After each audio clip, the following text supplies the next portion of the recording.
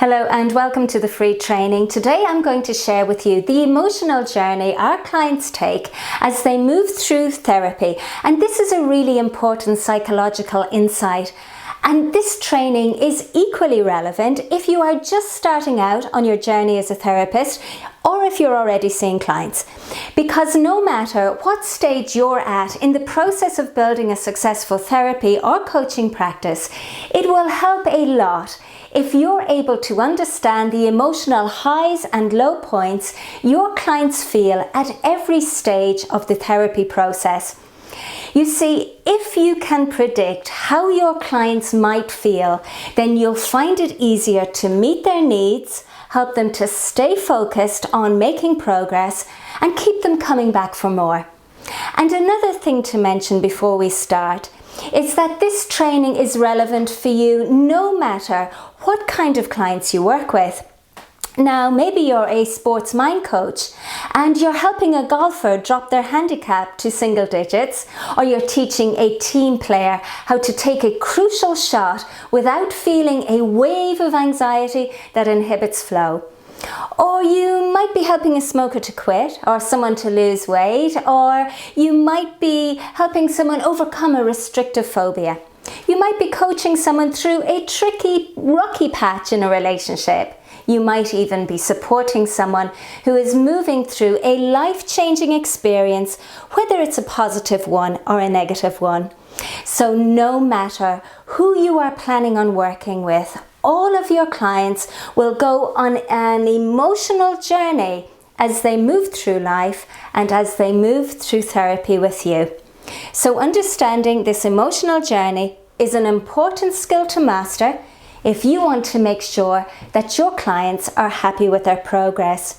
Now, I'd even go so far as to say that the secret to a successful therapy practice lies in understanding this emotional journey. And if you use this training, it will show you, or it will show others, that you have a deep understanding of the psychology that underpins change work. And that level of client care will elevate you into the position of being a truly client-centered therapist. So before we take a look at the different stages in the emotional journey, I want you to know that I'm not just telling you what to do. I'm sharing with you what I do in my own general therapy practice and how I prepare for all of my students on my double diploma course in hypnotherapy and in mind coaching. Because my students, just like you and just like your clients, will all go through a version of this too. You see, learning new skills brings its own unique set of challenges that have to be met and overcome. And these ups and downs create emotional highs and lows. And with a bit of feedback and analysis, we can begin to map them out. So let's take a look at a typical emotional journey of a client so you can see how it works. Well, first of all, we have two axes. We have the positive emotions here on the side, and then we have the results over time along the bottom. And as you can see, there are 4 distinct stages in this emotional journey. And we all go through them as we learn new skills. So the first one here we have is the starting out phase. Now this is where we are fearful about change. We are uncertain and unsure that we can do it. We worry a little bit, and generally this is where we need a blast of confidence and a boost to our self-esteem. And we alternate very quickly between excitement and worry, a little fear, a lot of joy, as we discover new things about ourselves. And we say things to ourselves like, "Ooh, this is so exciting," or "Oops, now I can see I'm going to have to make a bit of effort." And then sometimes we say, "Oh, this is a little bit harder than I thought." The next stage that we have, this is the action and experimentations phase. And this is where we come out of our comfort zone. Our coach or our therapist gives us some tools to help us to manage feelings of anxiety. We learn how to answer back any sabotaging thoughts we may have, and we learn how to tap into positive emotion. We make some fantastic progress, and then things go wrong. An unexpected challenge can frustrate us, and we have to learn how to manage these setbacks without becoming overwhelmed by them. The next stage we have here is the solidifying phase, and this is where we are willing to step out of our comfort zone, and soon we find our growing edge. Now, this is the stage where we know that we have the answers inside us, and this is where we begin to realize that we also have the tools to fix ourselves. Now, there's still a lot of trial and effort, but instead of it making us feel uncomfortable, effort and experimentation becomes enjoyable and exciting as we solidify our skills. And then last but not least, this is perhaps the most interesting stage of all, and even the name suggests how powerful it is, and it's called the expanding phase. This is where we realize that the skills and the tools that we have learned during our coaching and therapy sessions aren't just applicable to the problem we brought with us, but that they are skills that we can use in other areas of our life, and they are skills that will last a lifetime. We begin to realize that we have the tools to better manage our thoughts and to change our behaviors, and that we can change any aspect of our life that we want to. This is where we expand into our new, improved version of ourselves. Now, of course, we must be realistic and accept that the road to success is never straightforward. It's filled with many dips and bumps and corners and curves as you try and find your way. And as coaches and therapists, our job is to predict these high points and low points, and to step in with the support and the tools our clients need at the right time. And you know, it becomes much easier to understand the emotional journey your clients take when you see a number of clients for the same thing. Because when you see clients who all have similar problems, you'll begin to see patterns develop as they move through the different stages of therapy with you. And remember that the journey will be a little bit different for each and every one of your clients, because each of them bring their own unique experiences. So how do you predict the emotional journey that they will take? Well, the best thing to do is to ask your clients for feedback as they go through therapy with you. And that brings us to an important learning outcome that I have for you today. And that is the 8 words that break through client resistance and failure mentality. So how do you ask your clients for feedback? You want to avoid saying something like, well, you know, stay in touch, or let me know how you're getting on, and if things go wrong, well, I'll be here to help. Because you don't really want to suggest to them that things will go wrong, and yet you don't want to set unrealistic expectations or to set them too high, because that could create feelings of failure, and that could break the trust and rapport you've created with your clients. So how do you navigate this tricky area? Well, in NLP, we have an empowering belief that tells us that there is no such thing as failure, only feedback. And when we share this empowering belief with our clients, we help them to understand how important it is for them to pay attention to the changes that are taking place, and to notice what is working for them, and also to notice what isn't. And to share with them how important it is that they communicate that information back to us. And this creates a positive feedback loop between client and therapist. Once you've explained that this is how you work, then it's simply a matter of establishing the best times to get that feedback. So our next learning outcome will explore the times to obtain that feedback. And a good time to establish this feedback loop would be at the start of the very first session of therapy, and then to have it as an ongoing process where you connect with your client between their live sessions. And on my double diploma course in hypnotherapy and mind coaching, we call these in-between sessions our clarity calls. And there are 6 big benefits to adding clarity calls to your therapy process. So number 1, they allow you to check in with your clients between sessions and to give your clients some extra support. Number 2, they only last between 5 and 15 minutes. But for something so short, they are really filled with value, a value that goes beyond a monetary price. In fact, most of your clients will tell you that the support between sessions is priceless. Number 3, it's worth noting that most therapists charge a small fee or build these clarity calls into their pricing structure. Remember, your clients book coaching and therapy with you not because they want coaching and therapy, but because they want results. And offering additional support like this makes it clear that you understand what they want and you're committed to supporting them. Number 4, by checking in with your clients between sessions, it means that you can plan the next session and you won't have any unexpected surprises when they show up for their live session. And when you're starting out as a therapist, you want to remove as much stress and worry from your sessions as possible.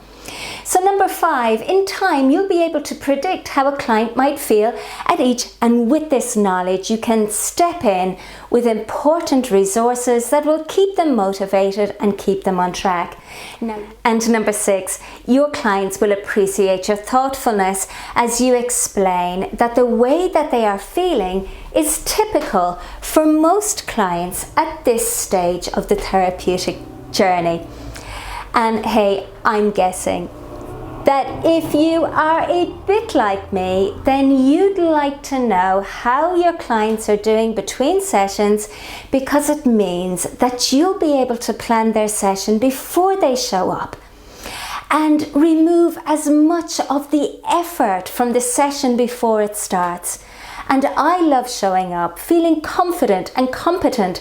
I like being planned and prepared for my clients, and getting feedback between sessions allows me to raise my game. But what do you do if you get feedback from your clients and they're experiencing one of these low points?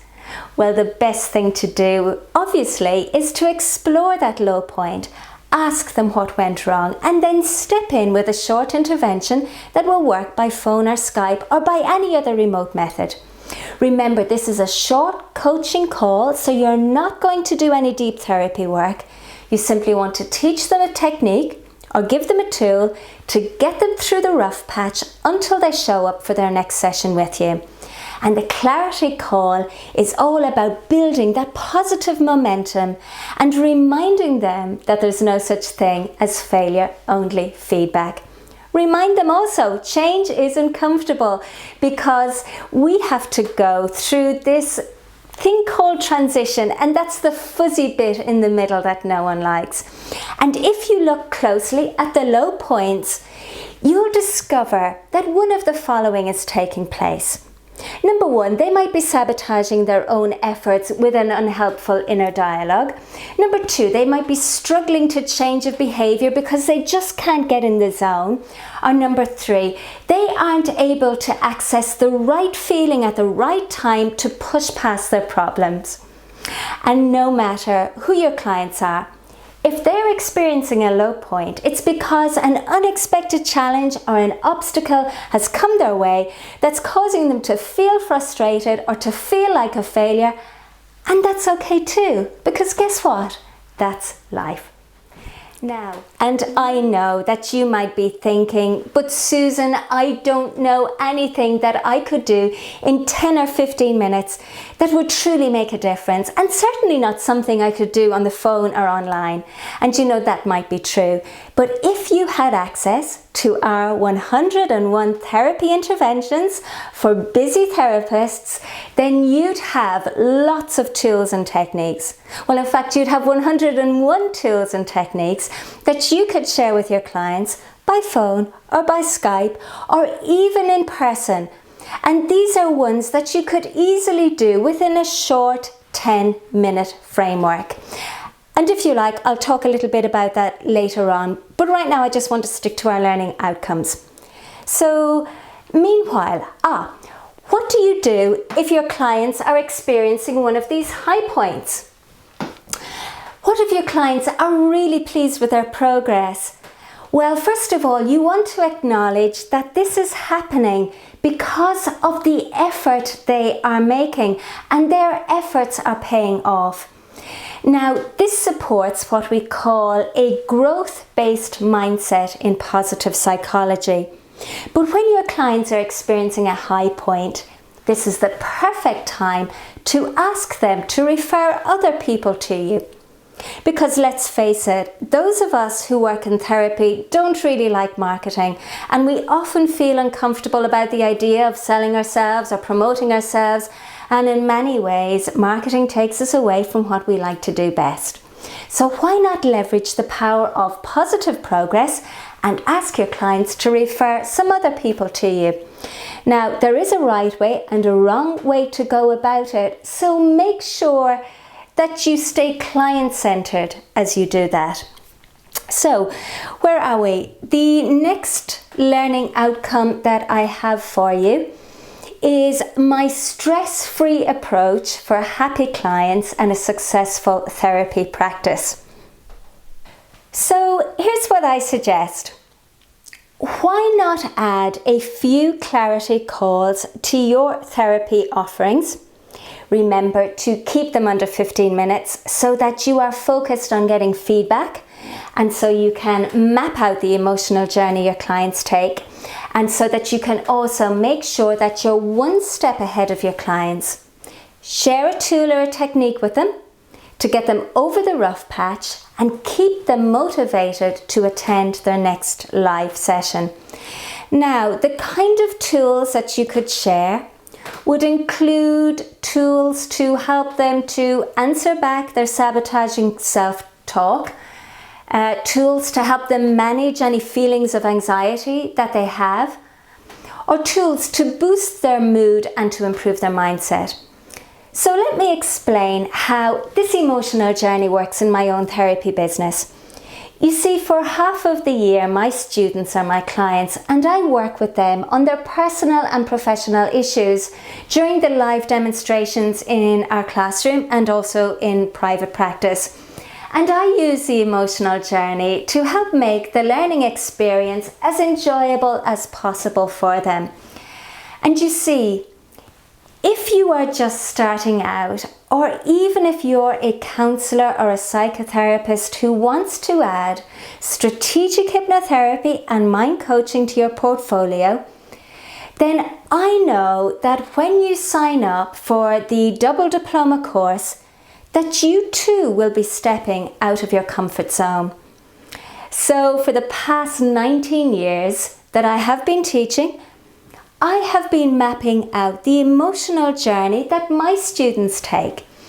And this means that every year when I run the course, I'm able to step in with the resources that my students need so that they can get the best from the course. And this also makes sure that no student gets left behind. So, for example, if you sign up for the course, I will give you 3 online discovery sessions. Now, these are very similar to clarity calls, but they're longer. They last for 30 minutes. And it's where we connect by phone or Skype, and everything that we do on the call is focused on you.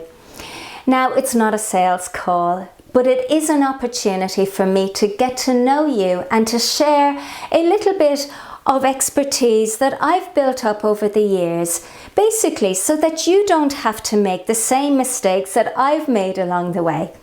Now, I'll also give you access to our 101 therapy interventions online, and you'll be able to access 101 therapy interventions that you can use with your clients. You can access them from your laptop, your tablet, your phone, and you'll never be stuck for something to say or do with your clients ever again. And it doesn't matter whether you use them live or online or on the phone or in a group, a seminar or a workshop. Now, these are just some of the ways that I step in with resources to ensure that my students on my double diploma in strategic hypnotherapy and mind coaching really get the best from the whole experience.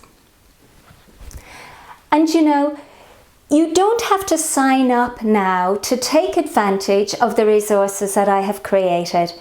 You can scroll down to the end of this page and you can go ahead and book yourself in for a discovery session today. And as I already mentioned, the session will last for 30 minutes.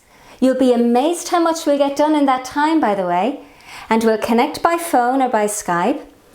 And on the call, we will put our heads together and we will figure out if learning hypnotherapy and mind coaching could help you build a successful therapy practice.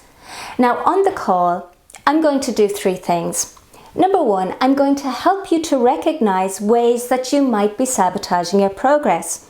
Number 2, I'm going to highlight any opportunities that you might be missing out on, and I'll send resources your way. And number 3, I'll make sure that you leave the call feeling energized and motivated to take your next step, whatever that may be for you. And as always, I'm going to end this free training today with a musical anchor that I have created so that you have the mental space that you need to reflect on what I've shared with you here today. And it might also be the perfect time for you to click for your discovery call and read through and answer the questions so that by the time we connect by phone or by Skype, I've already had the opportunity to think about you and what it is that you need in order to make sure you get the best from the call. So this is Susan Wallace, and I'm here as always to help you to be the best, to have the best, and to give your best. I'd like to say thank you so much for your time today, and bye for now.